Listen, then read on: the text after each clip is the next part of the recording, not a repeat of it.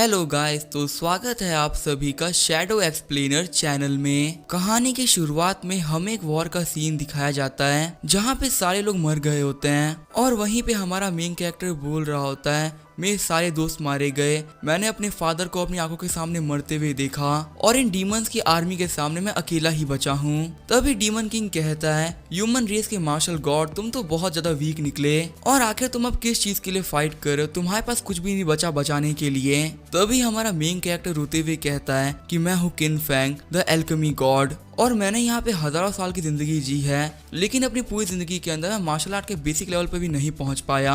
मैंने हमेशा अपने दोस्तों का सहारा लिया, लेकिन अब मैं ऐसा नहीं करने वाला। ये कहते हुए किन फैंग पिल खा लेता है और पिल को खाने के बाद में वो मॉन्स्टर से फाइट करने लगता है, लेकिन थोड़ी देर फाइट करने के बाद में वो मारा जाता है। मरते हुए किन फैंग कह रहा होता है कि यहीं पे सब कुछ खत्म होता है। मैंने अपनी जिंदगी में काफी कुछ अचीव किया, मैं एल्केमी की पीक पे गया, लेकिन मैं कभी भी कल्टीवेशन नहीं कर पाया।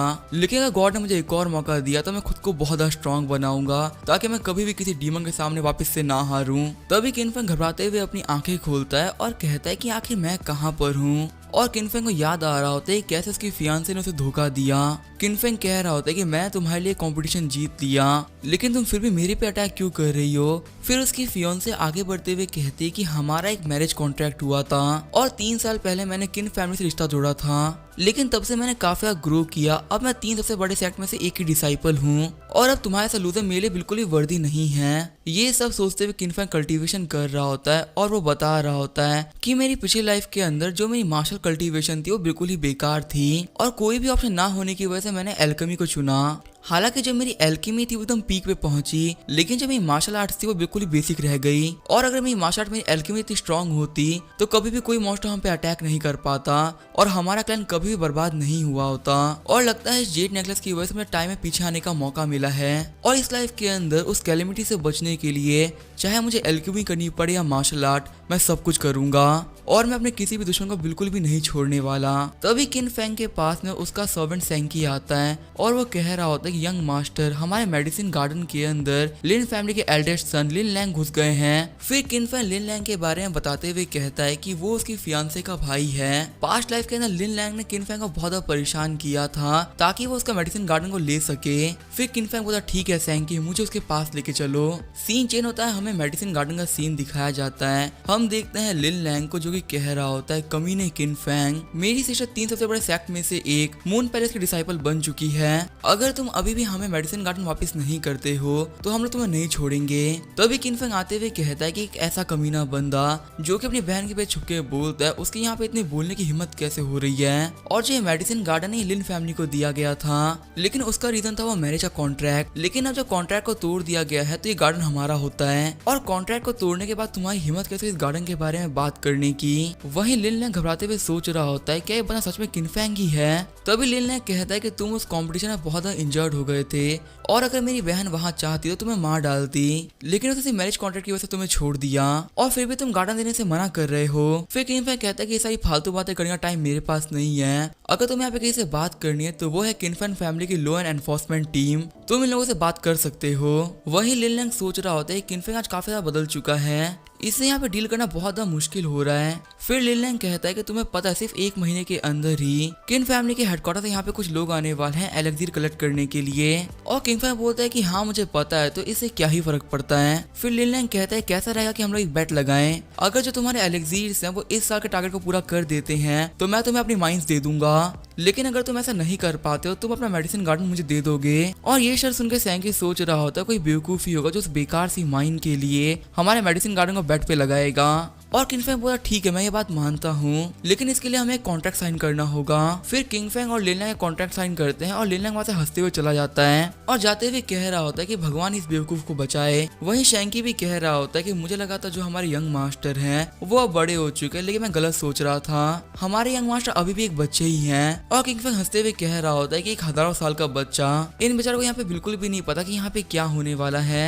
सीन चेंज होता है, हम देखते हैं किंचन बैठे कल्टीवेशन कर रहा होता है, तभी वो अपने मुंह से खून खांसता है। फिर किंचन कहता है कि मैंने की एंड ब्लड के फर्स्ट लेवल को क्लियर कर लिया है और क्योंकि मैं शैन ट्रांसफॉर्मेशन आर्ट को यूज कर रहा हूँ इसी वजह से मुझे ब्लड लॉस से कोई प्रॉब्लम नहीं हो रही। फिर कहानी सुनाने वाला हमें वॉरियर्स के 6 रियलम के बारे में बताता है। सबसे पहला रियलम होता है की एंड ब्लड रियलम, दूसरा रियलम होता है टेम्परिंग स्टेट, तीसरा लेवल होता है ग्रैंड मास्टर रियलम और उससे ऊपर होता है वॉइड रियलम। फिर आता है वर्चुअल गॉड रियलम और सबसे ज्यादा पावरफुल होता है गॉड डिस्ट्रॉइंग रियलम। और ये 6 के 6 रियलम 9 लेवल में डिवाइडेड हैं। और मेरी पिछली लाइफ के अंदर मेरी फियांसे ने मेरे पे एक स्नीक अटैक कर दिया था, इसी वजह से मैं लाइफ में कभी भी मार्शल आर्ट को प्रैक्टिस नहीं कर पाया और मैं जितना भी कल्टीवेशन भी किया था वो सब भी चला गया।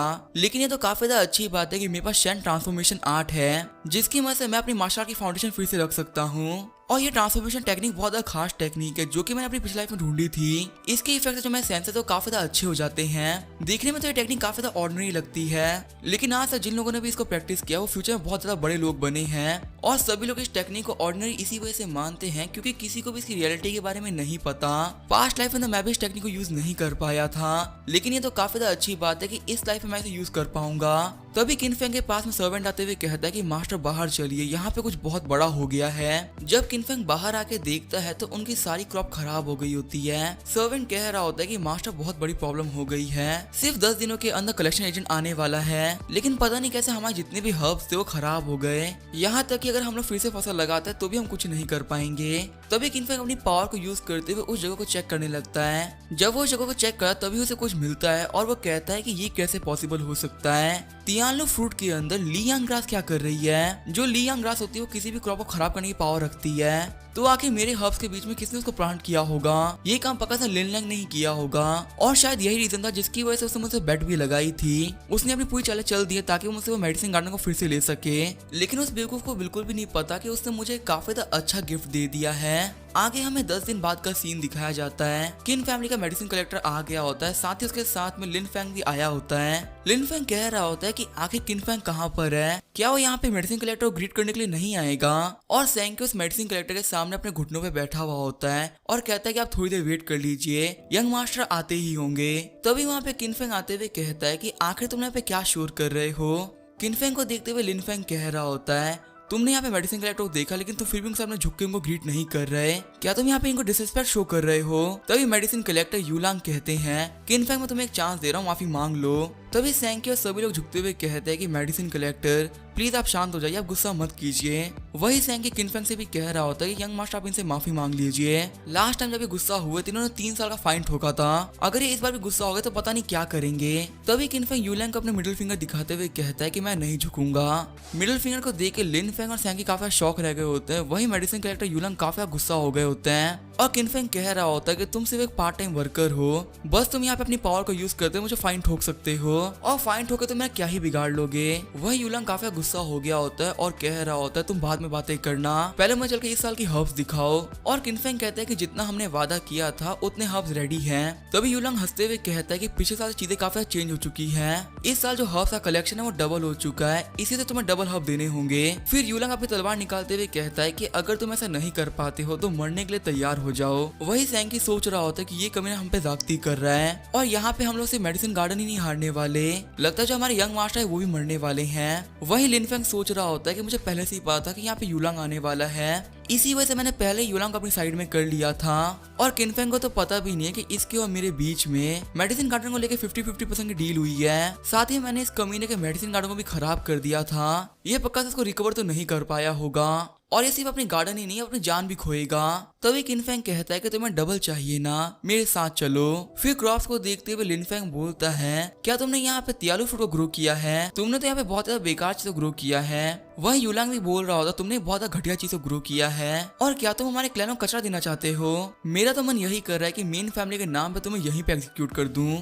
तभी किनफेंग कहता है कचरे लोगों को सिर्फ कचरा ही दिखता है, क्या तुम लोग की आंखें खराब हो चुकी है, तुम ये सब नहीं देख पा रहे? और सामने हम देखते हैं बहुत ही अच्छी हर्ब्स उग रखी होती है जिसको कि देख के वहाँ पे सभी लोग शॉक हो जाते हैं। क्रॉप्स को देखते हुए लिनफेंग सोच रहा होता है आखिर कैसे पॉसिबल हो सकता है, मुझे याद है मैंने यहाँ पे लियांग ग्रास को डाला था, फिर भी इतने अच्छे हर्ब्स कहाँ से हो सकते हैं। वही यूलांग भी सोच रहा होता है ये तो बहुत ही अच्छे क्रॉप्स हैं और ये सारे ही हर्ब्स बिल्कुल टॉप क्वालिटी के हर्ब्स हैं, जितना इन लोगों को टैक्स देना था उससे ये लोग 5 गुना अच्छी क्वालिटी की चीज दे रहे हैं। वही सैंकी भी सोच रहा होता है काफी दिनों से मैंने यंग मास्टर को नहीं देखा था, उन्होंने अकेले ही मेडिसिन गार्डन काफी ज्यादा अच्छे तरीके से ध्यान रखा है। फिर लिनफेंग गुस्सा होते हुए बोलता है कि आखिर कैसे पॉसिबल हो सकता है, तुम इतने अच्छे क्रॉप कैसे उगा सकते हो मेडिसिन गार्डन के अंदर। वहीं जो किनफेंग होता है वो बता रहा होता है जो लियांग हब होती है वो यांग नेचर की होती है, और अगर आप इन हब्स के बीच में इसको प्लांट करोगे तो आपकी जितनी प्लांटेशन वो खराब हो जाएगी। लेकिन वहीं अगर आप लियांग ग्रास को उल्टी डायरेक्शन में ग्रो करो, जहाँ पे बिल्कुल भी सन की रोशनी ना पड़े, और एक स्पेशल फॉर्मेशन का यूज करो, तो इसे जितनी भी हर्ब्स होते हैं वो काफी जल्दी ग्रो करती है। फिर किनफेंग आगे बढ़ते हुए बोलता है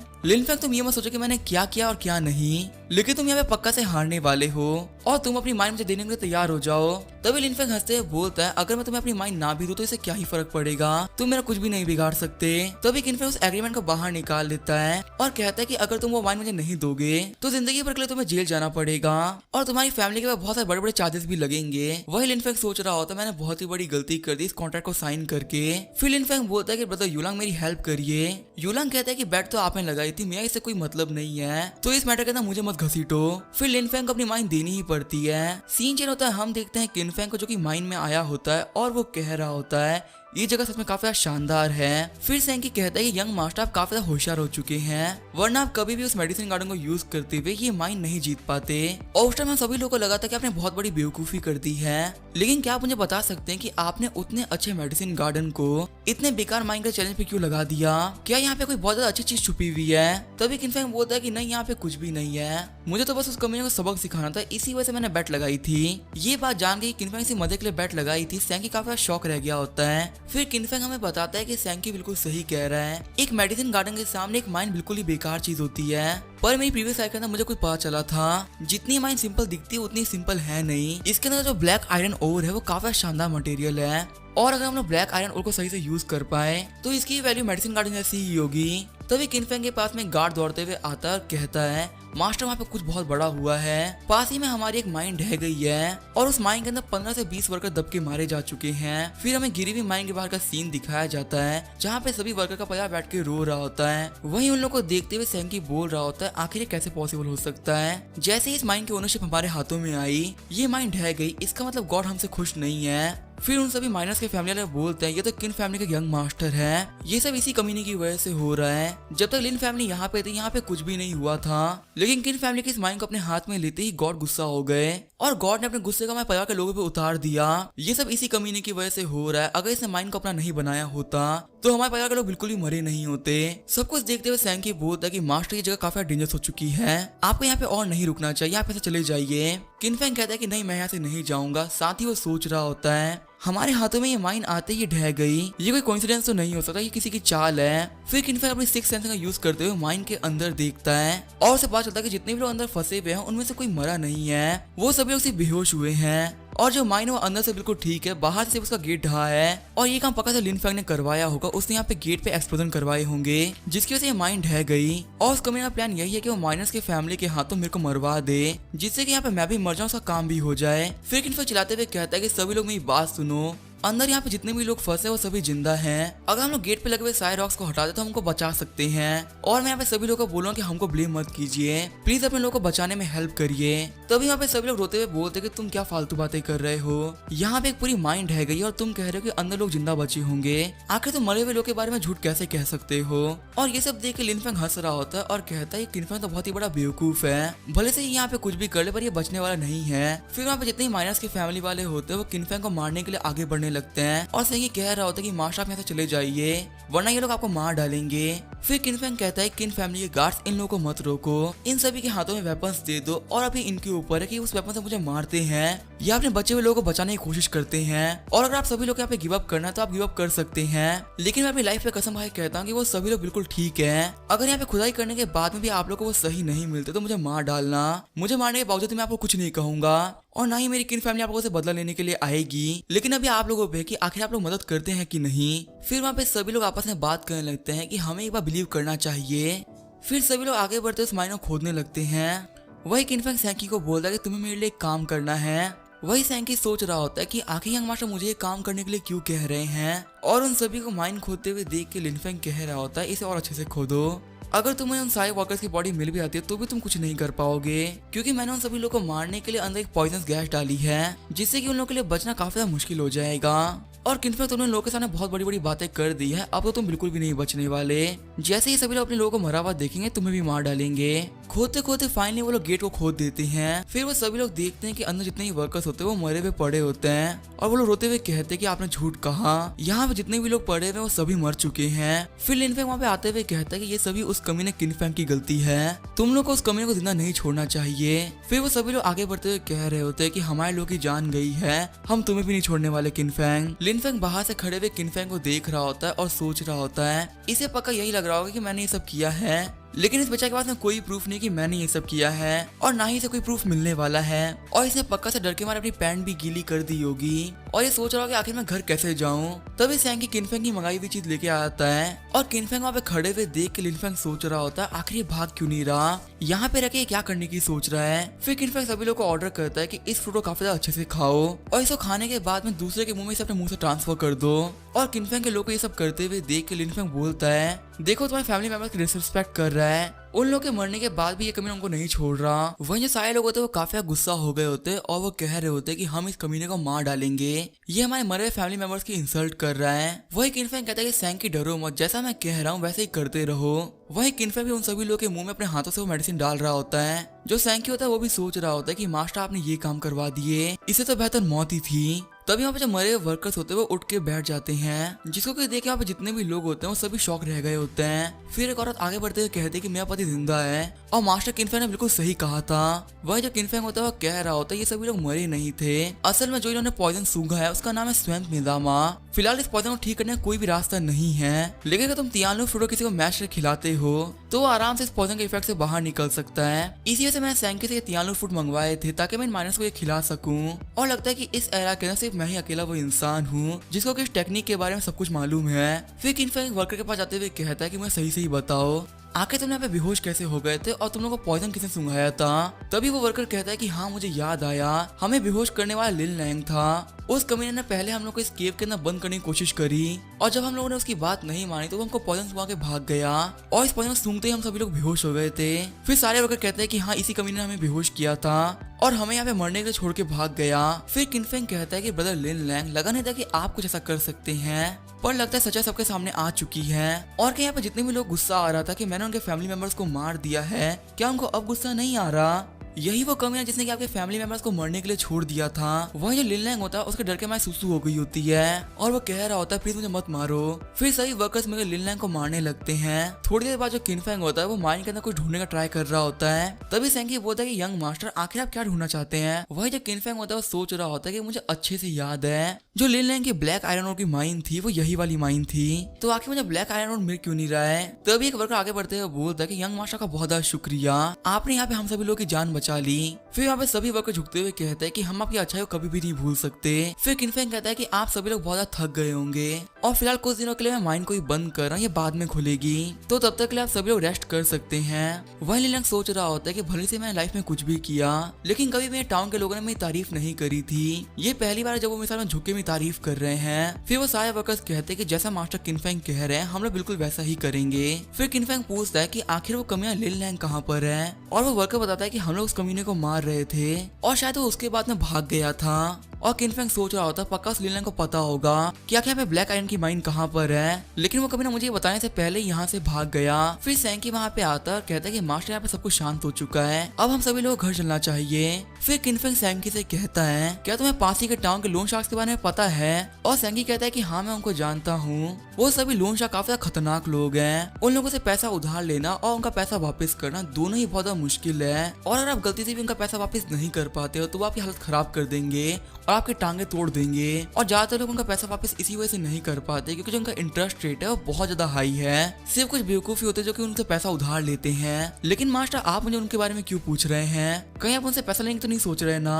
तभी किनफेंग बोलता है कि मैं सोच नहीं रहा, मैं ऑलरेडी ले चुका हूँ, मैंने उन सभी लोगों से 500 गोल्ड का उधार लिया है। सैंकी बोलता है मास्टर मजाक कर रहे हैं ना, और किनफेंग बोलता है मैं बिल्कुल सीरियस हूँ। फिर सैंकी परेशान होते हुए बोलता है कि एक आम इंसान 20 गोल्ड पर साला खर्च कर पाता है और यहाँ पे आपने 500 गोल्ड का उधार लिया है। तभी किनफेंग बोलता है कि अगर मैं ऐसा नहीं करता तो आखिर मेडिसिन गार्डन को इतना ज्यादा अच्छा कैसे करता। फिर सेंकी कहता है कि मेडिसिन गार्डन से हम साल के 100 गोल्ड कमा पाते हैं, आपने उस गार्डन के पीछे 500 गोल्ड का उधार ले लिया है, आखिर हम इसे पे बैक कैसे करेंगे। वो जो किनफेंग होता है वो सोच रहा होता है कि मैंने आयरन माइनिंग के लिए सब कुछ किया है, तुझे पूरा उधार वो भी आयरन माइनिंग चुकाएगी। लेकिन हमें सबसे बड़ी प्रॉब्लम तो यही है कि जो लिन लैंग है वो यहाँ से भाग चुका है, तो आखिर मुझे ब्लैक आयरन माइनिंग के बारे में बताएगा कौन। वो जो सैंकी होता है वो कह रहा होता है कि अब सब कुछ खत्म हो चुका है, अब हमारा मेडिसिन गार्डन भी जाएगा और हम लोग भी मरेंगे। और लोगों को जाते हुए एक लड़की देख रही होती है। सीन चेंज होता है, हम देखते हैं किनफेंग अपने घर पे आ गया होता है। जैसे ही वो अपने घर पे आता है वो देखता है अपने फादर को, और किनफेंग के फादर बोल रहे होते हैं कि तुम्हें देखे बहुत ज्यादा टाइम बीत गया, आखिर तुम्हें हेल्थ कैसी है बेटा। तभी किनफेंग बोलता है कि आप वापस आ गए डैड। और शैंकी किनफेंग के फादर किनफेंग की हरकतों के बारे में बताने ही वाला होता है, तभी किनफेंग शैंकी का मुंह बंद कर देता है। फिर किनफेंग हमें बताता है कि उसके फादर काफी ज्यादा अच्छे इंसान है, उसकी पिछली जिंदगी में उन्होंने बहुत ज्यादा मेहनत करी और अपनी जिंदगी खत्म होने तक किनफेंग के लिए लड़ते रहे, लेकिन इस बार मैं अपने फादर को काफी ज्यादा अच्छे से रखूंगा और अब मेरे फादर को मेरी टेंशन करने की कोई जरूरत नहीं है, क्योंकि अब मैं पहले से बहुत ज्यादा स्ट्रॉन्ग बनने वाला हूँ। फिर किनफेंग के फादर बोलते हैं कि तुम अपने कल्टीवेशन के बारे में कोई भी टेंशन मत लो, मैं तुम्हारे लिए बहुत ज्यादा खर्चा किया और तुम्हारे लिए 2 पिल्स लेके आया हूँ, ये तुम्हारी कल्टीवेशन रिस्टोर करने में काफी मदद करेंगी। तभी किनफेंग बोलता है कि फादर मेरी इंजरीज ठीक हो चुकी है, अब से आपको मेरे बारे में चिंता करने की कोई भी जरूरत नहीं है। साथ ही किनफेंग सोच रहा होता है कि लगता है मेरे फादर को मेरी इंजरीज के बारे में बहुत ज्यादा टेंशन हो चुकी है, और मैं ये चीज बिल्कुल भी नहीं सोच सकता कि मेरे फादर ने कितनी ज्यादा मेहनत करी होगी ताकि वो इन 2 महंगी पिल्स को खरीद सके। फिर किनफेंग के फादर बोलते हैं कि तुम्हारी कल्टीवेशन इतनी गिर कैसे गई है, तुम तो की और ब्लड के फर्स्ट लेवल पे आ चुके हो। तभी किनफेंग बोलता है कि फादर आप टेंशन मत लीजिए, चलिए पहले हम लोग घर चलते हैं, मेरे को आपको बहुत कुछ बताना है। सीन जो होता है किनफेंग और उसके फादर घर पे आ गए होते हैं। किनफेंग के फादर कह रहे होते हैं कि तुम्हारे कहने के हिसाब से तुम एक एल्केमी मास्टर के स्टूडेंट बन चुके हो और तुम ऑलरेडी एक एल्केमिस्ट भी हो, ये तो एक बहुत बड़ी बात है। और किनफेंग कह रहा होता है कि मेरे मास्टर ने मुझसे कहा है कि मैं एक यूनिक टैलेंट हूँ। किनफेंग के फादर हंसते हुए कहते हैं कि मुझे पता ही था, मेरा बेटा एक नॉर्मल इंसान नहीं हो सकता, वो पक्का से एक जीनियस है। वैसे जो तुम्हारे मास्टर है वो कहाँ रहते हैं, मैं उनसे मिलकर उनको ग्रीट करना चाहूंगा। तभी किनफेंग बोलता है कि फादर मुझे माफ करिएगा, मेरे मास्टर काफी ज्यादा अलग इंसान है, वो किसी से भी मिलना पसंद नहीं करते, यहाँ तक कि ज्यादा लोग तो उनके बारे में जानते तक भी नहीं है, वो आपसे मिलना पसंद नहीं करेंगे। तभी किनफेंग के फादर बोलते हैं कि हाँ तुम सही कह रहे हो, जितने भी हाई लेवल के एक्सपर्ट्स होते हैं वो बाहर के लोगों से मिलना नहीं चाहते हैं। वही किनफेंग सोच रहा होता है कि मुझे मेरे पापा से झूठ कहना पड़ रहा है, लेकिन आखिर मैं कर भी क्या सकता हूँ। अगर मैं उनको ये भी बता दूं कि मैं फ्यूचर से आया हूं तो वो मेरी बात को नहीं मानेंगे, इसलिए उनको ये कहना कि मेरा एक एल्केमी मास्टर ये काफी ज्यादा अच्छा रहेगा और इससे मैं टेंशन भी नहीं लेंगे। फिर किनफेंग के फादर कहते हैं कि मुझे फिर से बाहर जाना पड़ेगा, लेकिन इस बार मेरे पास तुम्हारे लिए कुछ है, अगर फ्यूचर में मैं तुम्हारे साथ में ना हूँ और अगर तुम्हें कोई भी ऐसी प्रॉब्लम आए जिसको तुम खुद से सॉल्व ना कर पाओ तुम इसको यूज कर सकते हो। ये हमारी किन फैमिली का बैटल ऑर्डर है। और बैटल ऑर्डर को देखते हुए किनफेंग सोच रहा होता है कि मेरे फादर मुझे इतना जरूरी चीज दे रहे हैं, मेरे फादर मेरी बहुत ज्यादा वैल्यू करते हैं। फिर किनफेंग के पास जाते हुए कहते हैं कि मैं बहुत दिनों बाद लौटने वाला हूँ और हमारी जो फैमिली है मैं तुम्हारे ऊपर छोड़ के आ रहा हूँ बेटा, तो इसका काफी ज्यादा अच्छे से ध्यान रखना। तभी किनफेंग कहता है कि फादर आप टेंशन मत लीजिए, मैं इसका काफी ज्यादा अच्छे से ध्यान रखूंगा। साथ ही किनफेंग सोच रहा होता है कि मेरे फादर ने मुझे किन फैमिली का बेटर ऑर्डर दिया है और ये देखे मेरे फादर ने शो किया है कि वो मुझे कितना ज्यादा पसंद करते हैं और मेरे ऊपर किए गए इस भरोसे में कभी भी टूटने नहीं दूंगा, मैं अपने फादर का सिर कभी भी नहीं झुकने दूंगा।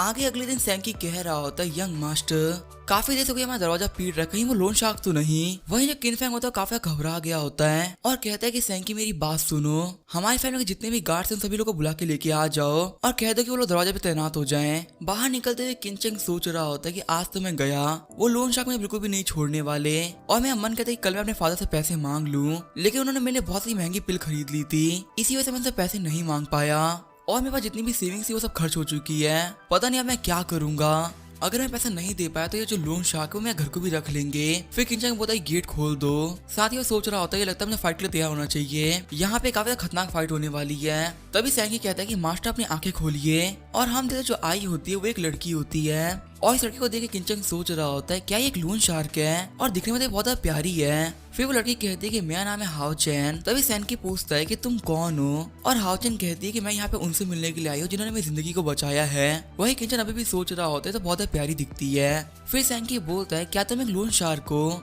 और हाओ चैन कहती है कि नहीं मैं माइंड में काम करती हूँ और मैं कोई लोन शार्क नहीं हूँ। फिर हमें बताया जाता है कि हाओ चैन अभी तक एक लड़का बन के माइंड में काम कर रही थी और उसने अपनी रियल आइडेंटिटी को छुपा के रखा हुआ था। वह जो किंचन होता है वो सोच रहा होता है मैं इसको पहचानता हूँ। जब हम सभी लोग माइंड में सब लोगों को मेडिसिन खिला रहे थे तब इस लड़की को मेडिसिन मैंने अपने मुंह से खिलाई थी।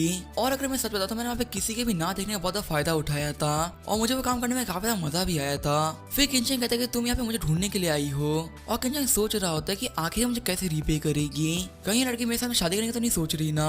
अभी शादी के मेरे कोई भी प्लान्स नहीं है। तभी हाओचन कहते हैं कि आपने मेरी लाइफ को बचाया है इसी वजह से मैं आपको कुछ बताना चाहती हूँ। मुझे पता है कि ब्लैक आयरन उनकी माइंड कहाँ पर है। तभी किंचन बोलता है कि तुम्हें ब्लैक माइंड के बारे में कैसे पता है, क्या तुम उस टाइम बेहोश नहीं हो गई थी और आखिर तुम्हें कैसे पता चला कि मुझे ब्लैक माइंड चाहिए। तभी वो लड़की कहते हैं कि मैं हाथों हाथ बेहोश नहीं हुई थी और ऐसा इसी वजह से क्योंकि मेरे पास एक डिटॉक्सिफिकेशन पिल थी जिसका यूज करते मैं थोड़ी देर तक जाग पाई थी और उसी को मैंने लिन लैंग के मुंह से इस ब्लैक आयरन माइंड के बारे में सुना था। तभी किंचन हाओचन का हाथ पकड़ते हुए बोलता है कि ब्लैक माइंड को छोड़ो, तुमने कहा कि तुमने खुद से बनाई हुई एक पिल ली थी, इसका मतलब तो यही है कि तुमने खुद से एल्केमी सीखी है। और हाओचन कहते हैं कि हाँ मैंने थोड़ी बहुत एल्केमी सीखी है किताबें पढ़ के। वही जब किंचन होता है सोच रहा होता है इसने सिर्फ किताबें पढ़ के एल्केमी सीख ली और अगर मैं इसका टीचर बन जाता तो ये काफी ज्यादा हाई लेवल की एल्केमिस्ट बन सकती है। फिर किंचन पूछता है क्या तुम एक एल्केमिस्ट बनना चाहोगी। तभी हाओचन कहते हैं कि मैं काफी गरीब हूँ, मुझे मेरे पेरेंट्स को सपोर्ट करना है, अगर मैं यहाँ पे काम नहीं करती तो मेरे पेरेंट्स को सपोर्ट कौन करेगा। तभी किंचन कहता है कि अपने पेरेंट्स की टेंशन मत लो, तुम्हारे पेरेंट्स को मैं संभाल लूंगा। और वैसे मैं तुम्हें बताऊं कि मैं काफी ज्यादा अच्छा एल्केमिस्ट हूँ, मैं तुम्हें एल्केमी के बारे में बहुत सी चीजें सिखा सकता हूँ, बस तुम यहाँ पे मुझे ये बताओ कि तुम मुझे फॉलो करने के लिए तैयार हो या नहीं। ये सब बोलते हुए किंचन सोच रहा होता है कि मैं पिछली लाइफ के अंदर मैं काफी परेशान हो चुका था क्योंकि एल्केमी का गॉड होने की वजह से मैं दिन में पिल रिफाइन करनी पड़ती थी और ये भी एक बहुत बड़ा रीजन था जिसकी वजह से मैं मार्शल आर्ट नहीं सीख पाया। लेकिन मैं इस लड़की को काफी अच्छे से रिफाइनिंग सिखाऊंगा और एक बहुत ज्यादा अच्छा एल्केमिस्ट बनाऊंगा ताकि मैं फ्यूचर में अपना काम इससे करवा सकूं। वही जो हाओचन होती है वो सोच रही होती है कि इन्होंने कहा कि मैं अपने पेरेंट्स को इनके ऊपर छोड़ सकती हूँ और इन्होंने मुझसे ये भी कहा कि मुझे स्टेप बाय स्टेप सब कुछ सिखाएंगे, क्या इन्होंने मुझसे शादी करने के बारे में पूछा है। फिर हाओचन कहते ठीक है मैं प्रॉमिस करती हूँ मैं आपको कभी भी धोखा नहीं दूंगी। फिर किंचन कहता है तुमने काफी अच्छा डिसीजन लिया, अब तुम्हें काफी अच्छे से पढ़ाई करनी है ताकि तुम्हें काफी ज्यादा अच्छे एल्केमिस्ट बन सको। वहीं हाओचन चलते हुए सोच रही होती है कि मुझे काफी अच्छा हस्बैंड मिल गया और किंचन सोच रहा होता है कि मुझे काफी अच्छा एम्प्लॉय मिल गया। दोनों ही अपनी गलतफहमियों को लेते हुए आगे बढ़ रहे होते हैं। आगे हमें कुछ दिनों बाद का सीन दिखाया जाता है। किंचन अपने सभी लोगों को लेकर फैंगमिन सिटी के अंदर आया होता है। सैंकी कह रहा होता है कि यंग मास्टर हम लोग फैंगमिन सिटी में आए हैं ताकि हम लोग ब्लैक आयरन ओर बेच सके, लेकिन आखिर हम लोग कितना आयरन ओर बेचने वाले हैं। किंचन कहते हैं कि हम यहाँ पे ज्यादा नहीं बेचने वाले, हमें बस यहाँ पे लोन शाह का पैसा कंप्लीट करना है, हमें सिर्फ 1000 पीसेस को बेचना है। सैंकी कहते हैं ये अमाउंट तो बहुत ज्यादा होता है, देखा तो लिन लैंग ने बहुत सारा ब्लैक आयरन छुपा के रखा था, अगर हम लोगों को कोई काफी ज्यादा अच्छा दुकानदार मिल गया तो हम इसको बेच सकते हैं। तभी किंचन बोलता है कि मुझे 10,000 गोल्ड में बेचना है क्योंकि ब्लैक आयरन को ढूंढने के चक्कर में लोन शाह की पेमेंट करने में बहुत ज्यादा लेट हो गया है और इसी वजह से इंटरेस्ट के हिसाब से हमें 10,000 गोल्ड देने होंगे।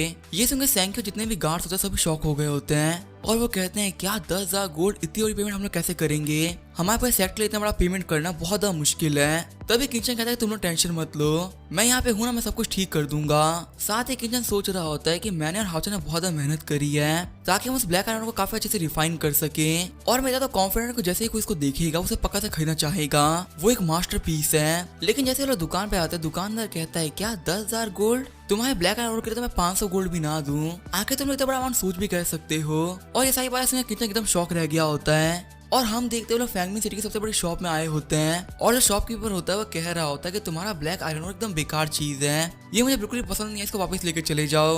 और तुम लोग कह रहे हो कि ये एक ब्लैक क्रिस्टल है, लेकिन तो बिल्कुल एक काले पत्थर की तरह, मैं कैसे मान लूं कि ये क्रिस्टल है, क्या तुमने ये तो नहीं सोचा कि मैं एकदम बेवकूफ हूँ जो कि समझ नहीं पाऊंगा कि तुम मुझे बेवकूफ बना रहे हो। तभी किंचन बोला कि तुम एक बहुत ही बड़े बेवकूफ हो जो कि ब्लैक आयरन माइन के पत्थर को पहचान नहीं पा रहे। तभी वो शॉपकीपर गुस्सा करते हुए कहता है कि अगर ये सच में ब्लैक क्रिस्टल होता तो मैं अपने घुटनों में आकर तुमसे माफी मांगता और ये खरीदता। और किंचन अभी भी कह रहा होता है कि तुम्हें इसके बारे में कोई भी नॉलेज नहीं है, तुम लोग यहाँ पे सिर्फ फालतू बातें कर रहे हो। तभी यहाँ पे शॉपकीपर गाँव आता है जो कि मेन शॉपकीपर है और वो कहते हैं कि आखिर आप लोग यहाँ पे लड़ाई क्यों कर रहे हैं। तभी पहले वाला शॉपकीपर जाके कहता है कि ये लोग मुझे पत्थर बेच रहे हैं और जिद करेगी ये ब्लैक क्रिस्टल है और ये जो पत्थर है बिल्कुल ही फेक है। तभी शॉपकीपर गांव किंचन और सैंकी को बाहर निकाल देते हैं और कहते हैं कि मुझे फेक चीजें बिल्कुल ही पसंद नहीं है, तुम्हारी हिम्मत कैसे यहाँ पे आने की, फिर से अपना मुंह उठा के यहाँ पे मत आना।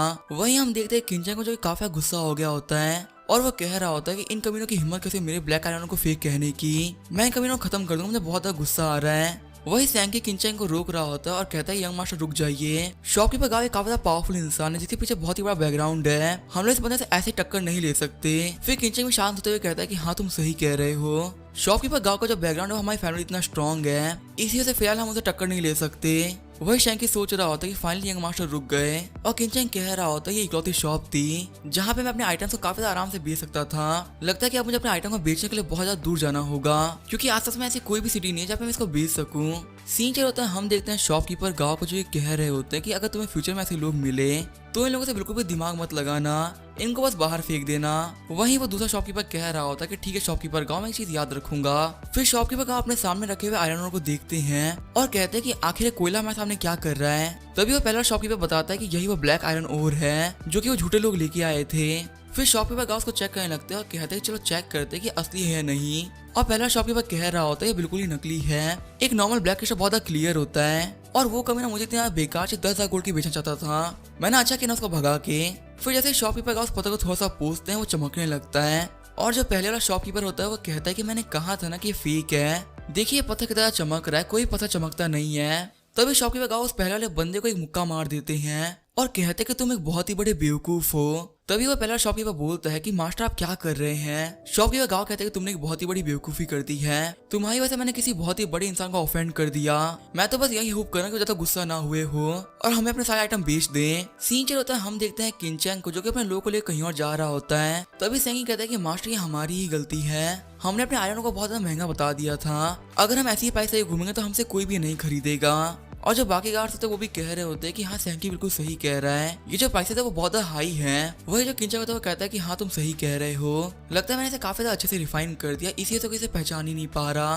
तभी उनकी तरफ शॉपकीपर गाँव दौड़ते हुए आने लगते हैं और कहते हैं ग्रेट मास्टर 2 सेकंड के लिए रुक जाइए, मैं यहाँ पे आपके सारे ब्लैक आयरन खरीदने के लिए आया हूँ। तभी किंचन बोलता है क्या तुम यहाँ का सारा आयरन खरीदना चाहते हो। और शॉपकीपर गाँव कह रहे होते हैं कि हाँ आप सही कह रहे हैं, मैं सबका सब खरीद लूंगा, यहाँ पे मैं अपने साथ में पैसे भी लेके आया हूँ। वहीं जो सैंकी और गार्ड होते हैं वो काफी खुश हो गए होते हैं और वो कह रहे होते हैं कि हमारा सारा सामान बिकने वाला है और ये तो बहुत खुशी की बात है। तभी किंचन बोलता है कि मुझे माफ करिएगा, मैं आपको ये नहीं बेचूंगा। ये सुन किंचन के सारे लोग काफी शॉक हो गए होते हैं। तभी शॉपकीपर गाँव पूछते हैं लेकिन आप इसे बेचना क्यों नहीं चाहते। और किंचन बोलता है कि मैं तो इसे बेचना चाहता हूँ लेकिन आपके लोगों ने मेरे बंदों की बहुत बेइज्जती कर दी और ये लोग बहुत जिद्दी हैं, अगर मैं इसको बेचना भी चाहूंगा तो ये लोग मुझे मना कर देंगे, तो मुझे माफ करेगा, मैं आपको ये नहीं बेच सकता। वहीं जो शैंकी और बाकी गार्ड्स होते हैं वो सोच रहे होते हैं कि यंग मास्टर इसको बेच नहीं रहे, ऊपर से जो पूरा ब्लेम वो हमारे ऊपर डाल रहे हैं, काश यंग मास्टर इसको बेचने की जिम्मेदारी हमें दे देते, हमें तो 1 सेकंड में इस बंदे को बेच देते। तभी शॉपकीपर गाँव पहले वाले बंदे के कान खींचने लगते हैं और कहते हैं ये शायद तेरी गलती है, अगर तुमने मास्टर को ऑफेंड नहीं किया होता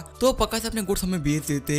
लेकिन अभी वो बंदा बोल रहा होता है कि मेरी कोई गलती ही नहीं है, ये बंदा मुझे फेक आइटम बेच रहा था, इसी से मैंने इसकी बेइज्जती करी, मैं इसे माफी नहीं मांगूंगा। फिर शॉपकीपर गाँव कहते हैं कि तुम उसे फेक कहते हो, तुम सच में एक अंधे इंसान हो। फिर शॉपकीपर गाँव एक्सप्लेन करते हुए बताते हैं कि जो ऑर्डिनरी ब्लैक आयरन ओर होते हैं वो बिल्कुल ही क्लियर होते हैं, काफी चमकने वाले जेम की तरह होते हैं, और जो ऐसे आयरन ओर होते हैं वो बिल्कुल भी क्लियर नहीं होते, उसमें बहुत सी चीजें मिली हुई होती हैं, इसी वजह से उतना शाइन करते हैं। और इसी वजह से हम सभी लोगों को लगता है कि जो ब्लैक आयरन ओर होता है वो क्रिस्टल की तरह होता है। लेकिन वो जब मास्टर हमारे पास में ब्लैक आयरन ओर लेके आए तो बहुत काला था और वो क्रिस्टल अपनी रियलिटी ऐसी नहीं दिखाता, लेकिन जब आप उसके अंदर अपनी स्पिरिचुअल एनर्जी को डालते हैं तो वो अपनी रियल पावर को शो करता है। और इसकी शाइन को देखते हुए मैं ये बात बोल सकता हूँ कि ये वर्ल्ड का बेस्ट आयरन ओर है, शायद से किसी के पास में इतना अच्छा आयरन ओर होगा। ये बात जाने कि ये वर्ल्ड का बेस्ट आयरन ओर है, सभी लोग काफी शौक रह गए होते हैं। वहीं जो शॉपकीपर गाँव होते हैं वो सोच रहे होते हैं कि इसकी जो रिफाइनिंग वो बहुत अच्छी की गई है और ऐसी रिफाइनिंग के लिए गॉड लेवल का मास्टर चाहिए, पक्का से इस बंदे के पीछे एक बहुत ही बड़ा मास्टर छुपा हुआ है। वहीं जो किंचन होता है वो सोच रहा होता है इनका शौक होना तो बनता ही है, क्योंकि जिस टेक्निक से मैंने ब्लैक आयरन ओर को रिफाइन किया है वो 100 साल बाद में बनेगी। फिर किंचन कहता है कि शॉपकीपर गाँव आपको मुझसे माफी मांगने की कोई जरूरत नहीं है,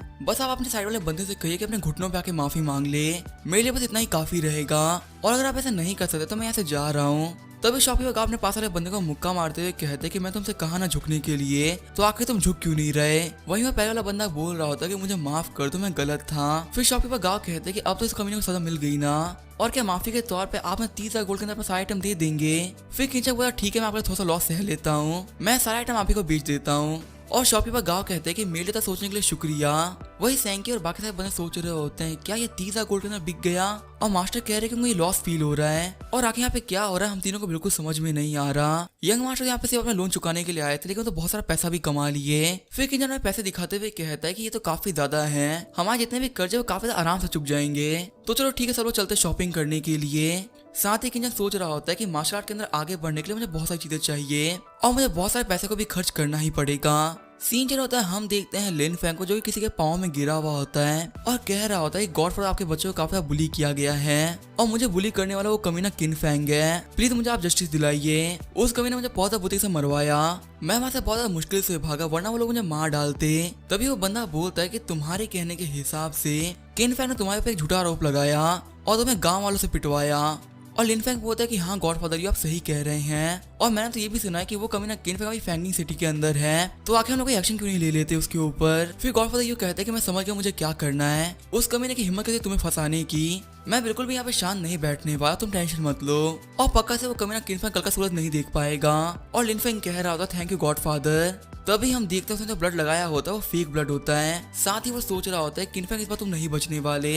सीन चल होता है, हम देखते हैं किन फैंग को जो कि बैठ के कल्टीवेशन कर रहा होता है। फिर अपनी आंखें खोलते हुए किन फैंग कहता है कि तो काफी ज्यादा अच्छी बात है, फादर की दी हुई पिल की वजह से मैं की एंड ब्लड के लेवल 5 पे पहुंच चुका हूँ और ये तो काफी अच्छी बात है कि मैं स्ट्रांग बन रहा हूँ, जितना ज्यादा मैं स्ट्रांग बनूंगा मैं उतनी चीजों को बदल सकता हूँ। तभी किन फैंग को फील होता है कि बाहर से कुछ लोग उसे देख रहे हैं और अपनी सिक्स सेंस का यूज करते हुए वो बाहर देखता है, तो उसे पता चलता है कि बाहर तो असैसिन्स हैं जो कि उसको मारने के लिए यहाँ पर आए हैं। किन फैंग कहता है कि मेरे घर पे रात को मेहमान आए हैं, आखिर मैं मेहमानों को ऐसे कैसे छोड़ सकता हूँ, और अभी मैंने लेवल अप भी किया तो ये तो काफी ज्यादा अच्छी बात है, मैं ये चीज भी देख लूँ कि मेरी कल्टीवेशन कितनी बड़ी है। वहीं जब बाहर असैसिन्स होते हैं वो कह रहे होते हैं कि बंदा आराम से खड़ा है, हमें चलकर इसको मार डालना चाहिए। तभी किन फैंग गेट खोलते हुए कहता है कि आखिर तुम लोग मुझसे क्या लेने के लिए आए हो, और वो असैसिन्स कह रहे होते हैं कि तुम्हें कैसे पता चला कि हम लोग बाहर है। तभी किन फैंग बोलता है कि जैसे तुम लोग आए थे उसी वक्त मुझे पता चल गया था कि तुम लोग यहाँ पर हो। फिर किन फैंग कहता है कि मुझे माफ करना, मैं तुम्हें बहुत बुद्धि से मारने वाला हूँ, ऐसा इसी वजह से क्योंकि मेरे पास कोई भी नहीं प्रैक्टिस करने के लिए। तभी उनमें से एक असैसिन बोलता है कि तुम सिर्फ 5th लेवल पर हो और तुम कह रहे हो कि तुम हमारे साथ प्रैक्टिस करना चाहते हो, सच में तुम्हें काफी ज्यादा अजीब इंसान हो। नॉर्मल जो कि हमें देखते हैं वो वहाँ से भागने लगता है, लेकिन तुम वो पहले बंदे जो कि हमें देखे हमारे पास में आया है। किंचन कहता है कि बातें करना बंद करते और फाइट करते हैं, और मुझे तो बहुत मजा आ रहा है, ये मेरी लाइफ की पहली फाइट होने वाली है। साथ ही किंचन सोच रहा होता है कि मैं बहुत टाइम का फाइट किए हुए लास्ट लाइफ के अंदर भी एल्केमी की वजह से मैं कभी फाइट नहीं कर पाया, तो चलो देखते हैं आखिर मेरी प्रैक्टिस से मुझे क्या फायदा मिलता है। फिर एक असैसिन अपनी पावर को बढ़ाते हुए कहता है कि मैं की एंड ब्लड के 8th लेवल के ऊपर हूँ और मैंने आज तक 100 से ज्यादा लोगों को मारा होगा, और तुम जैसे 5th लेवल के बंदे को तो मैं काफी ज्यादा आराम से मार दूंगा। वहीं जो किंचन होता है वो कह रहा होता है इसका और तो काफी ज्यादा पावरफुल है। फिर किंचन के पंच मारते हुए काफी खतरनाक पंच उस असैसिन के मुंह पे मार देता है, और सिर्फ एक पंच के अंदर उस असैसिन की हालत काफी ज्यादा खराब हो गई होती है। ये देख के दूसरा असैसिन काफी घबरा गया होता है। फिर किंचन कहता है कि लगता है ये बंदा मर गया। वहीं वो पहला असैसिन सोच रहा होता है कि आखिर कैसे पॉसिबल हो सकता है, इसने मेरे भाई को सिर्फ एक पंच के अंदर मार डाला। फिर किंचन बोलता है ये फाइट बहुत जल्दी खत्म हो गई, अब तुम्हारी बारी है फाइट करने की। वहीं जब असैसिन होता है काफी घबरा गया होता है और सोच रहा होता है कि बंदा मुझे मार डालेगा, मुझे जल्दी यहाँ से भाग जाना चाहिए। फिर वो असैसिन कह रहा होता है कि तुम्हारी हिम्मत कैसे मेरे भाई को मारने की, मैं तुम्हें नहीं छोड़ने वाला।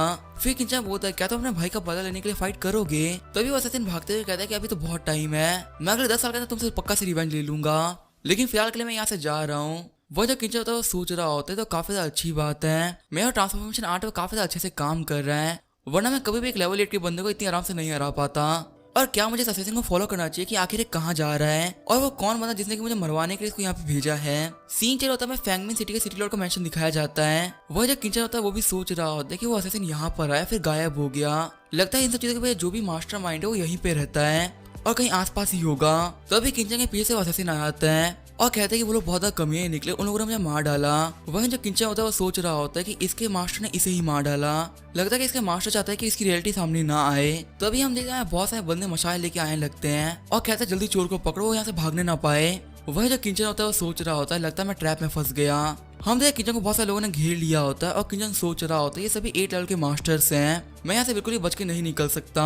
फिर किंचन के पीछे लैंग फैंग आया था, कहता है कि तुम भूल गए क्या किंचन, तुमने मुझे माइंड में बहुत ज्यादा पिटवाया था और अब तुम फैंगमिन सिटी के अंदर मेरे ट्रैप में फंस चुके हो, अब तो तुम बिल्कुल भी नहीं बचने वाले। तभी किंचन कहता है कि तुम ही वो कमीने हो जिसने कि मुझे मरवाने के यहाँ पे लोगों को भेजा था। साथ ही किंचन सोच रहा होता है कि मुझे पता ही था कि लिन लैंग ये काम कर सकता है, इसके अलावा ज्यादा दुश्मन अभी है नहीं। फिर लिन लैंग कहता है कि जो तुम बोले मुझे बिल्कुल भी समझ में नहीं आ रहा, हम तो बस यहाँ पे इतना ही जानते हैं कि तुमने सिटी लॉर्ड के मेंशन में एक बंदे को मार डाला और हमने तुम्हें रंगे हाथों पकड़ा है। वहीं जो किंचन होता है वो सोच रहा होता है ये सिटी लॉर्ड का मेंशन है और जो लॉर्ड ऑफ फैंगमिन सिटी है उसे किन फैमिली सपोर्ट करती है, और लिन लैंग ने सिटी लॉर्ड के मेंशन में किन फैमिली के मेंबर को परेशान करने की हिम्मत करी है, ये बचने वाला नहीं है। फिर किंचन बोलता है कि तुम सिटी लॉर्ड की पावर को यूज करने की बात कर रहे हो ताकि तुम मेरे खिलाफ अपने पावर को यूज कर सको, क्या तुम्हें पता भी है कि यहाँ के सिटी लॉर्ड कौन है। तभी सिटी लॉर्ड बाहर आते हुए कहते हैं कि मिस्टर किन क्या आप मेरी बात कर रहे हैं। फिर सिटी लॉर्ड कहते हैं कि लिन लैंग, मैं तुमसे कहा था ना, अगर तुम यहाँ पे असैसिनेशन करा रहे हो तो काफी ज्यादा अच्छे से करवाना, तूने तो सारा काम ही खराब कर दिया।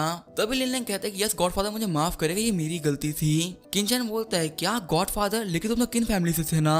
तभी सिटी लॉर्ड हंसते हुए कहते हैं कि मैं तुम्हारी फैमिली के फैक्शन में नहीं हूँ। मैं ये बात मानता कि तुम्हारी फैमिली ने मुझे बहुत ज्यादा सपोर्ट किया है, लेकिन मुझे इससे कोई फर्क नहीं पड़ता। फिर वो अपने गार्ड्स को ऑर्डर देता है किंचन को पकड़ लो। फिर सिटी लॉर्ड कहते हैं कि तुम्हें पता है लिन लैंग की जो सिस्टर है लिन शुआन, जो कि तुम्हें एक्स फियांसे भी है, उसने 3 सबसे बड़े सेक्ट में से एक इमॉर्टल मून सेक्ट को ज्वाइन कर लिया है। और सिर्फ इतना ही नहीं, वो थर्ड प्रिंस की कंकुबाइन भी बन गई है। और ये सब देखते हुए मैं ये बात तो कह ही सकता हूँ, जो तुम्हारी किन फैमिली और टॉप 5 फैमिली में से हटने वाली है, और जो फैमिली तुम्हारी जगह लेगी वो है लिन फैमिली। और जबकि अब लिन फैमिली काफी ज्यादा अच्छा फ्यूचर है, तो तुम्हारी किन फैमिली के बारे में कौन सोचता है, जो कि एक डूबी हुई फैमिली है, और तुम्हारे से यंग मास्टर होने की वजह से तो और डूबेगी। तभी लिन लैंग आगे बढ़ते हुए बोलता है कि गॉडफादर, आखिर आप किंचन के साथ में क्या करने वाले हैं। सिटी लॉर्ड कहता है कि तुम टेंशन मत लो, मैं काफी अच्छा बहाना बनाऊंगा जिससे जो किन फैमिली वो इंटरफेयर ना कर पाए, और मैं काफी ज्यादा आराम से इस कमीने को मार डालूं। सीन चेंज होता है, हमें सिटी लॉर्ड के मैंशन प्रिजन का सीन दिखाया जाता है, जहाँ बैठे हुए किंचन सोच रहा होता है मैंने बहुत ही बड़ी गलती कर दी। मुझे बिल्कुल भी लगा था कि जो सिटी लॉर्ड है वो धोखेबाज निकलेगा और वो लिन फैमिली में साथ देगा। तभी साइड में दीवार के होल सैंक के अंदर आने लगता है और कहता है कि मास्टर मैं आ गया। तभी किंचन बोलता है लेकिन तुम यहाँ पे आए कैसे। फिर सैंकी उनके पास में आते हुए कहता है कि यंग मास्टर, आखिर आप इनकी चाल में कैसे फंस गए और आप इतनी कोई बुरी चीज कैसे कर सकते हैं। तभी किंचन बोलते मैंने क्या किया।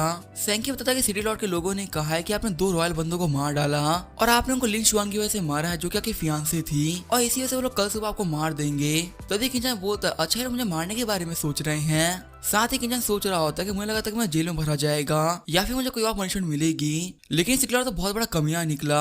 सिर्फ और सिर्फ लिन फैमिली का फेवर पाने के लिए ये मुझे मरवाना चाहता है, और इन सब चीजों के बीच में इसने रॉयल फैमिली को भी इंक्लूड कर लिया है, और जो रॉयल ही फैमिली सबसे स्ट्रॉन्गेस्ट फैमिली है। भले से ये लोग मुझे मार डाले, लेकिन जो हमारी किन फैमिली है वो कुछ भी नहीं बोल पाएगी, वो सिर्फ गुस्सा होकर रह जाएगी। तभी सैंकी बोलता है कि मास्टर चलो हम यहाँ से भाग जाते हैं। अब जो यहाँ के गार्ड्स की शिफ्ट चेंज हुई है, इसी वजह से यहाँ पे कोई भी नहीं है। मैंने यहाँ पे कड़ा बनाने में बहुत ज्यादा मेहनत की, तो निकलने का टाइम आ चुका है। अगर हम अभी नहीं भाग पाए तो हम नहीं भाग पाएंगे। तभी किंचन बोलता है कि मैंने किसी भी रॉयल फैमिली के मेंबर को नहीं मारा, और जब मैंने कोई गलती करी ही नहीं तो आखिर मैं यहाँ से भागू क्यों। सैंकी कहता है कि मास्टर अभी ये सब बातें करने का टाइम नहीं है। भले से आप सच बोले, लेकिन आपकी बातें सुनने के लिए यहाँ पे कोई भी नहीं बैठा, न ही कोई आपकी बातों को मानेगा इस समय। तभी किंचन बोलता है कि मैं किन फैमिली का एक मेंबर हूँ, मैं यहाँ पे अपनी फैमिली का नाम डुबा के नहीं भागने वाला, मैं यहाँ से बाहर निकलूंगा भी काफी अच्छे से। फिर किंचन सैंकी को लात मारते हुए बोलता है कि फिलहाल तुम तो यहाँ से निकलो, क्योंकि अगर तुम्हें यहाँ पे किसी ने भी देख लिया तो तुम भी पकड़े जाओगे। तभी सैंकी बोलता है कि ऐसा मत कीजिए, मैं जा रहा हूँ। तभी हम देखते हैं वहाँ पे गार्ड्स आ गए होते हैं और वो कहते हैं यहाँ पे सब कुछ ठीक है। वह जो सैंकी होता है वो वहाँ टाइमली भाग गया होता है। गार्ड्स के वहाँ से हटने के बाद में किंचन सोच रहा होता है लगता है मुझे यूज करना ही होगा।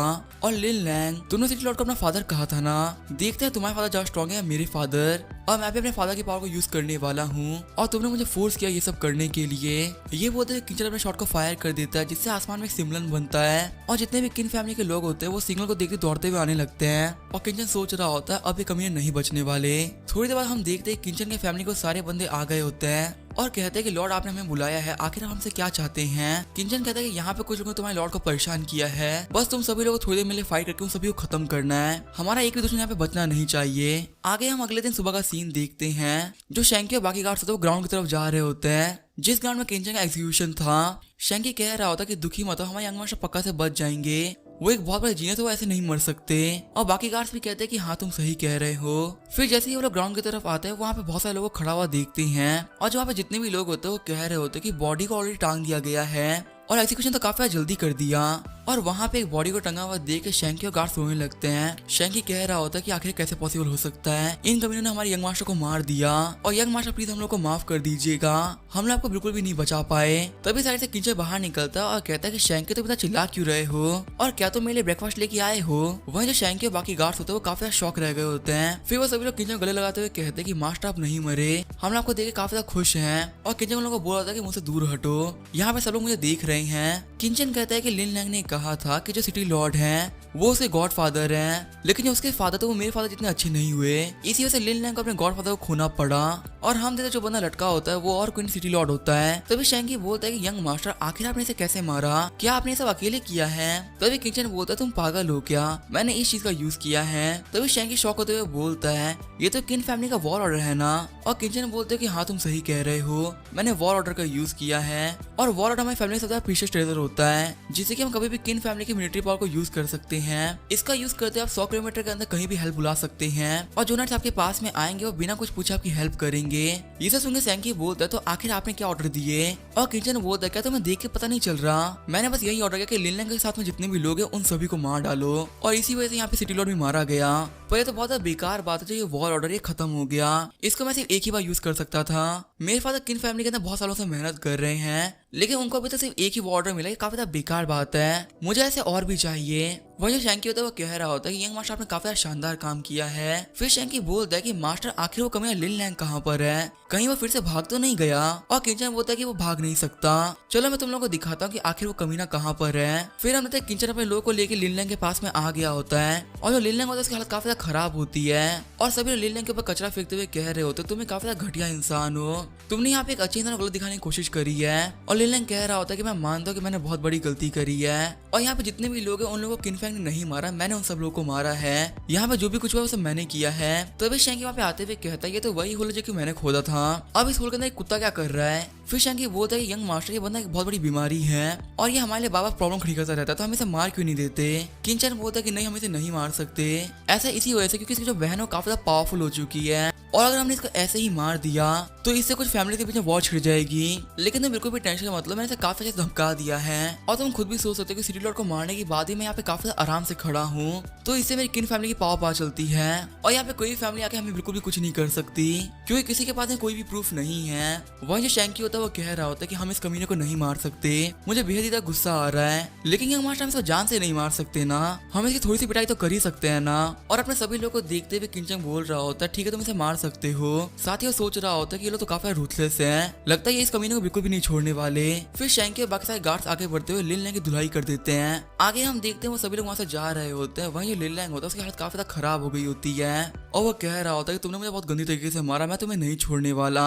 फिर हम देखते हैं रात हो गई होती है, लिन लैंग के पास में कुछ लोग आते हैं। तभी लिन लैंग कहता है क्या तुम लोग किन फैमिली से हो, प्लीज मुझे मत मारना, मुझे यहाँ से जाने दो। लेकिन वो बंदा अपने वेपन का यूज करते हुए लिन लैंग पे अटैक कर देता है और लिन लैंग अभी भी कह रहा होता है कि प्लीज मुझे मत मारो, लेकिन वो बंदा लिन लैंग को फ्री करा रहा होता है और कहता है कि मास्टर आप ठीक है। हम देखते हैं वहाँ पे एक बंदा आया होता है जिसका नाम होता है यूनची और यूनची कहता है कि मिस्टर लिन लैंग आप टेंशन मत लीजिए, हम सब आप ही के बंदे हैं और आपकी जो बहन है वो हमारी योर हाइनेस थर्ड प्रिंस से शादी कर रही है और थर्ड प्रिंस के ऑर्डर पे हमारी फैमिली यहाँ पे आई है आप लोग वापस ले जाने के लिए। वही जो लिन लैंग होता है वो कह रहा होता है कि मैं फाइनली बच गया, वरना उस किंजन ने मुझे काफी गंदी तरीके से फंसा दिया था और आप सभी लोग यहाँ पे आने के लिए बहुत बहुत शुक्रिया। फिर लिन लैंग बोलता है यूनची मेरी हेल्प करिए ताकि मैं पूरी किन फैमिली को मार सकूं और अगर ऐसा नहीं होता तो मैं कैपिटल वापस नहीं जाऊंगा। तभी यूनची बोलते है कि मुझे हाइनेस ने बोला है कि आपको लेके वापस जाना है, लेकिन किसी को मारने के लिए मुझे कोई भी ऑर्डर नहीं मिले हैं तो उनके बिना कुछ भी कहे मैं ऐसा नहीं करूंगा। फिर लिन लैंग कहता है कि अगर यूनची तुम मेरी हेल्प करते हो तो मैं अपनी बहन से बोलूंगा कि वो एम्परर सामने तुम्हारी तारीफ करे और सिर्फ इतना ही नहीं मैं तुम्हें अपने आधा आयरन मैन भी दे दूंगा जिसकी वैल्यू बहुत ज्यादा है। और यूनची कहता है कि अगर ऐसी बात है तो मैं आपकी बात को मना कैसे कर सकता हूँ, आपकी रिक्वेस्ट सर आंखों पर। फिर यूनची बोलता है कि जाओ जाओ तुम दोनों जाओ और जाके उस किन फैंग का गला काट के लेके आओ। और हम देखते हैं दोनों ही बंदे बॉडी टेम्परिंग के 3rd लेवल पर होते हैं और उन दोनों बंदों को जाते हुए देख के लिन लैंग सोच रहा होता है ये दोनों ही बंदे बॉडी टेम्परिंग लेवल पर हैं, ये लोग काफी आराम से किंचन को मार डालेंगे। देखते हैं कि इस बार किंचन सर्वाइव कर पाता है या नहीं। सीन चला होता है किन फैमिली का सीन दिखाया जाता है जहाँ पे किंचन बना हुआ होता है और उसके पास में हाओचन सो रही होती है और किंचन सोच रहा होता है यहाँ पे जो भी कुछ चल रहा है वो कुछ घंटे पहले चालू हुआ था। फिर सीन चला था कुछ घंटे पहले का सीन दिखाया जाता है। हम देखते सैंकी को जो ये कह रहा होता है कि मास्टर आप मिस्ट्रियस फॉर्स जा रहे हैं और हाओचन कहती है तो आप मरने वाले हैं मास्टर। तभी किंचन बोला तुम लोग कहने का मतलब क्या है, अगर मैं मिस्ट्रियस फॉर्स के अंदर जा रहा हूँ तो मैं मर जाऊंगा और वैसे ही मैं एक एल्केमिस्ट हूँ तो मुझे मेडिसिन कलेक्ट करने के लिए जाना ही पड़ेगा ना, वरना मैं एल्केमी करूंगा किस चीज के ऊपर। तभी सैंकी बोलता है कि मास्टर आपको नहीं पता कि मिस्ट्री फॉर्स कैसी जगह है, वहाँ पे जो जाता है वो लौट के नहीं आता, उस पूरे के पूरे फॉरेस्ट के अंदर पॉइजनस धुआं फैला हुआ है और वहाँ पे अनगिनत बीस्ट और इंसेक्ट भी रहते हैं। क्या आपको पता जो हमारा मेडिसिन गार्डन है वो पहले मिस्ट्री फॉरेस्ट का हिस्सा हुआ करता था और मिस्ट्री फॉरेस्ट के छोटे से हिस्से को पाने के लिए हमारी फैमिली ने बहुत सारे वॉरियर्स को खोया है, फिर जाके हम लोग को मेडिसिन गार्डन मिला है, इसी वजह से हम लोग आपको वहाँ पे बिल्कुल भी जाने नहीं देंगे। तभी किंचन बोलता है कि आखिर तुम क्या करने की सोच रहे हो और किंचन बोलता है इसी वजह से मेरी हालत अभी ऐसी है, मुझे वहाँ पे जाने से रोकने के इन लोगों ने पकड़ रखा है, लेकिन रुकने की वजह से मुझे इतना बुरा नहीं लग रहा, हाओचन की वजह से तो मुझे काफी ज्यादा अच्छा फील हो रहा है। तभी किंचन को बाहर से कुछ आवाजें आती है और किंचन सोच रहा होता है कि मेडिसिन गार्डन से काफी ज्यादा अजीब आवाजें आ रही है, फिर वो अपनी सिक्स सेंस का यूज करते हुए बाहर देखता है कि वो दोनों बॉडी टेम्परिंग मास्टर उसके बंदों को मार रहे होते हैं और वो कह रहे होते हैं कि मैं फालतू लोगों को नहीं मारना, हमें यहाँ पे किन फैमिली किन फैंग को मारना है। वहीं जो किन फैंग होता है वो सोच रहा होता है कि दो बॉडी रियलम के मास्टर आखिर वो यहाँ पे क्या कर रहे हैं। फिर वो अपने हाथों की रस्सी तोड़ते हुए कहता है कि आखिर अब मैं क्या करूंगा, कोई भी कियन ब्लड रियलम का बंदा एक बॉडी टेम्परिंग लेवल के बंदे को नहीं मार सकता और हमारे मेडिसिन गार्डन के अंदर सबसे ज्यादा स्ट्रॉन्ग बंदा वो भी 9th लेवल के ऊपर है। आखिर हम बॉडी टाइम वाले से फाइट कैसे करेंगे। फिर हम किचन बाहर जाके सुसु करने लगता है जिसको देख के वो दोनों मास्टर बोल रहे होते हैं। किचन बाहर निकल गया। फिर उनमें से एक आगे बढ़ते हुए किचन पे अटैक भी कर देता है और किचन गला उड़ते हुए साइड में चला जाता है जिसको देखते हुए मास्टर कह रहे होते हैं इसको मारना तो बहुत आसान था। और दूसरा वाला बंदा बोलता है कि हमें बस इसका सर उठाना वापस जाना है, हमारा काम तो काफी जल्दी हो गया। लेकिन तभी वो बंदा देखता है कि ये एक डमी होता है और वो लोग बोलते हैं क्या वो लड़का यहाँ से भाग गया, आखिर कैसे पॉसिबल हो सकता है। फिर किंचन पीछे से कहता है कि दो बॉडी टेम्परिंग के एक्सपर्ट्स को एक बच्चे ने बेवकूफ बना दिया और इस लेवल पे होते हुए तुम लोग मुझे मारना चाहते हो, तुम लोग मुझे कभी भी नहीं मार पाओगे। फिर किंचन अपने घोड़े पे बैठते वहां से निकल जाता है और वो एक्सपर्ट कह रहा होता है कि लगता है इसको पहले पता चला था हम लोग आने वाले हैं, इसी वजह से अपनी प्रिपरेशन कंप्लीट रखी थी। वहीं किचन जाते हुए सोच रहा होता है कि बाकी सब लोगों को बचाने के लिए मुझे वहां से जाना ही पड़ेगा वरना वो कमीने एक्सपर्ट अपने दोस्तों को भी घायल कर सकते थे। वहीं जब एक्सपर्ट होते वो कह रहे होते कितना बड़ा बेवकूफ था ये बंदा, इसको यहाँ पे रख के अपने गार्ड्स को बुलाना चाहिए था, लेकिन तो बाहर भाग गया। फिर हम देखते वो दोनों बंदे किचन के पीछे लग गए होते हैं और किचन रास्ते में जाते हुए दोनों के मुंह पे किंस फेंक देता है और किचन सोच रहा होता है कि मैं मानता हूँ कि इन दोनों का जो कल्टीवेशन है मुझसे काफी ज्यादा हाई है, लेकिन 1000 साल पुराना एल्केमिस्ट को पकड़ना बहुत ज्यादा मुश्किल है, ये लोग मुझे बिल्कुल भी आराम से चेज तो नहीं कर पाएंगे। वही हम देखते हैं उन दोनों बंदों को जो कह रहे होते हैं कि हमारी आंखें जल रही है। वही जो किचन होता है वो कह रहा होता है ये लोग तो बहुत बड़े बेवकूफ है, मेरे काफी छोटे अटैक से ये लोग हिट हो गए और लगता है कि इन लोगों को हराने का मेरे पास एक चांस तो है। फिर किचन अपने सिक्स सेंस को यूज करने लगता है और कह रहा होता है कि मैं सिक्स सेंस को यूज करते हुए रात को दिन की तरह देख सकता हूँ और सिक्स सेंस की वजह से जो मेरी सेंसिंग पावर है वो भी काफी ज्यादा बढ़ जाती है। ऐसे बेवकूफ से बचना मेरे लिए काफी ज्यादा आसान है। लेकिन तभी वो दोनों एक्सपर्ट किचन के ऊपर आ गए होते हैं और उसके ऊपर अटैक भी कर देते हैं और लोग अटैक से बचते हुए किचन सोच रहा होता है कि आखिर कैसे पॉसिबल हो सकता है। वहीं हम देते उन दोनों बंदों ने किचन के घोड़े को मार दिया होता है और उनमें से पहला वाला बंदा बोलता है कि हमने उसको मार डाला और दूसरा बंदा बोलता है कि नहीं हमने उसको नहीं मारा, हमने उस बंदे के घोड़े को मार दिया है। और उन दोनों एक्सपर्ट्स की हरकत को देख के किचन बोलता है लगता है ये लोग देख नहीं सकते और इन लोग को देख के लग रहा है कि ये लोग किलर हंटर्स हैं जो कि मॉन्स्टर की स्पीड को पदस्थ करते हैं और बिल्कुल किसी मॉन्स्टर की तरह हंटिंग करते हैं।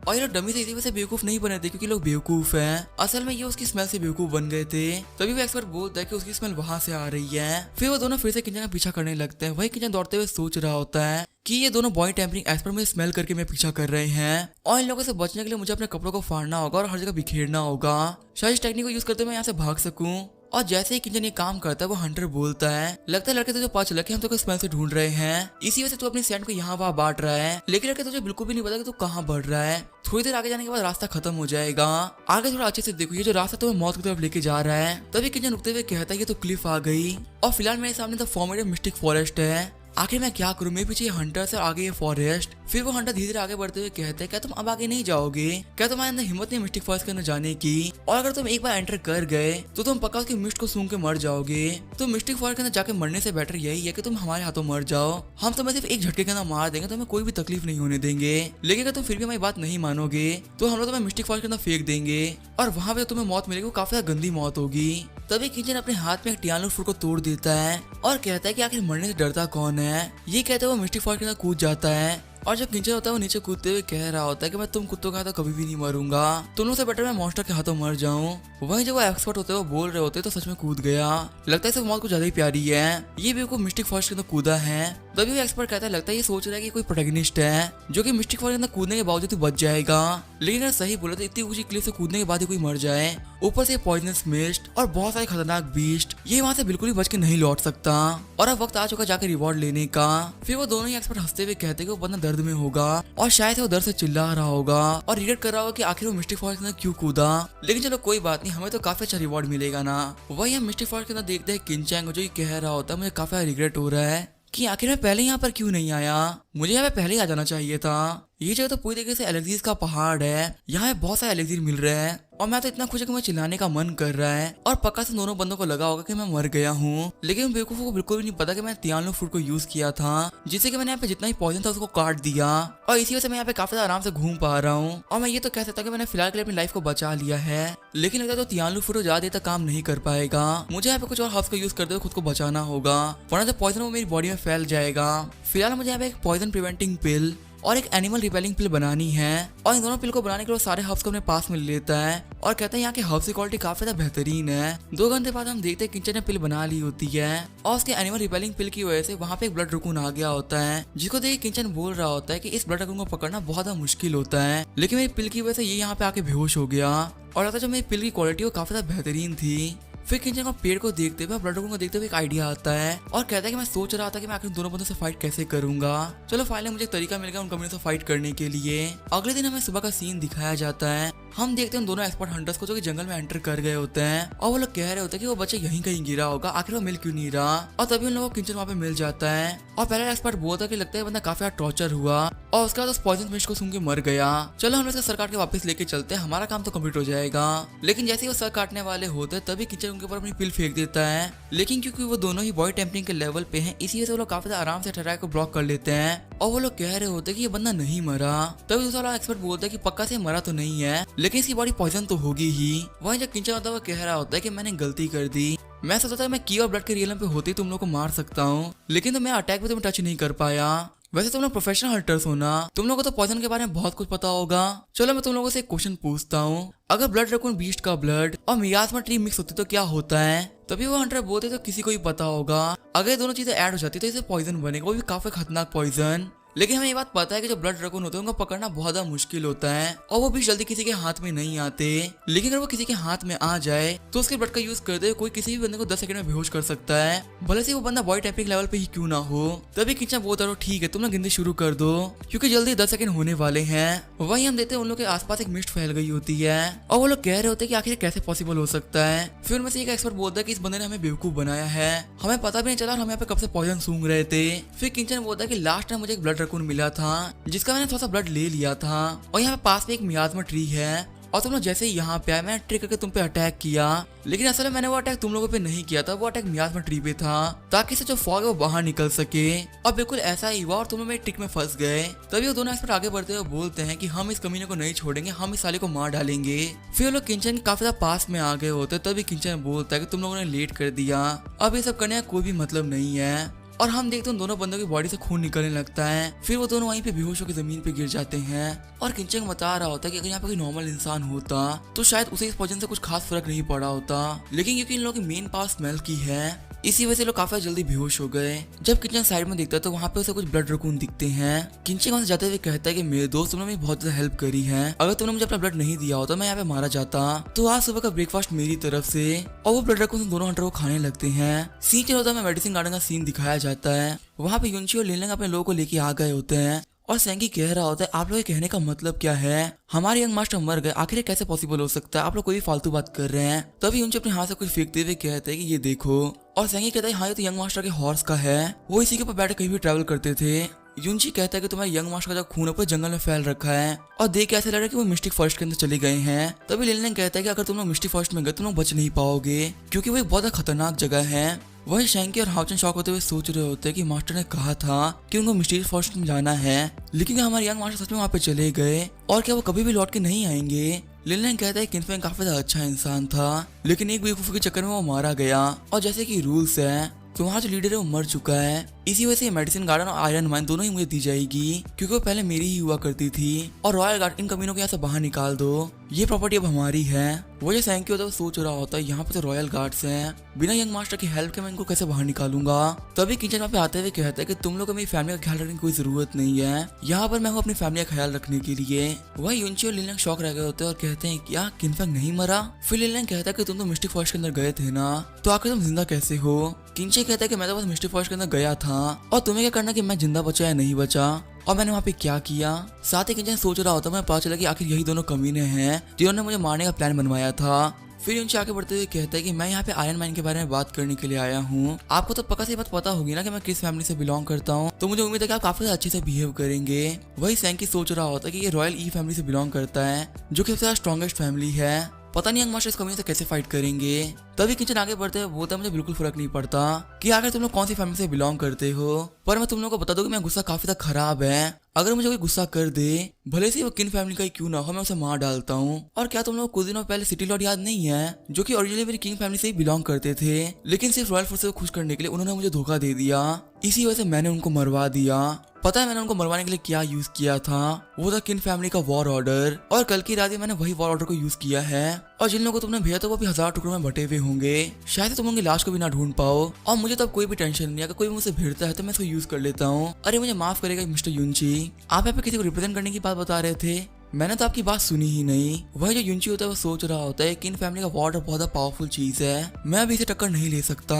अगर इसे यहाँ पे इसको यूज करते मैं पक्का से मारा जाऊंगा, मुझे ऐसा भागना चाहिए। तभी युनची और लिनलैंग हंसते हुए कहते हैं कि हम तो बस यहाँ पे यही देखने आए थे कि आखिर हमारा यंग मास्टर ठीक है या नहीं, और अब हम लोगों ने आपको सलामत देख लिया था, हमने ऐसा चलते हैं। तभी किंचन बोलता है कि मैं मेडिसिन गार्डन में काफी गंदा हो रखा है, इसी वजह से मैं आप लोग को अंदर इन्वाइट नहीं करूंगा। और युनची और लिनलैंग बोलते हैं नहीं कोई बात नहीं, हमें भी थोड़ी जल्दी थी, ठीक है यंग मास्टर में तो चलते। ये बोलते लोग दौड़ते हुए निकल जाते हैं। और इस एपिसोड को यहीं पे एंड करेंगे। तब तक के लिए बाय और स्टे ट्यून।